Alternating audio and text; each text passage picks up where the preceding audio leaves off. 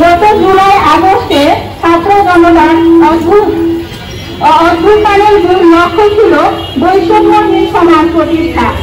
গত 16 বছর শুধুমাত্র পরিপূর্ণ পর্দা করার কারণে নারীদের সাথে যে বৈষম্য হয়েছে, আমরা এই বৈষম্যের পরিসমাপ্তি চাই। অবিলম্বে পর্দাশীল নারীদের দিনী অধিকার ও প্রাইভেসির অধিকার অক্ষুণ্ণ রেখে এনআইটি প্রদান করা হোক। গত 16 বছর শুধুমাত্র পরিপূর্ণ পর্দা করার কারণে তাদের সাথে যে বৈষম্য হয়েছে, আমরা এই বৈষম্যের পরিসমাপ্তি চাই।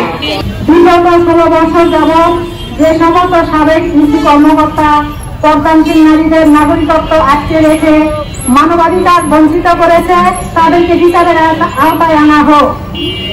পর্দাশীল নারীদের ধর্মীয় ও প্রাইভেসির অধিকার অক্ষুণ্ণ রেখে অবিলম্বে এনআইডি ও শিক্ষা অধিকার প্রদান করা হোক। সকল ক্ষেত্রে পরিচয় শনাক্তে চেহারা ও ছবি নিবন্ধন সেকেলে পদ্ধতি বাতিল করে আধুনিক ফিঙ্গারপ্রিন্ট যাচাই পদ্ধতি বাধ্যতামূলক করা হোক।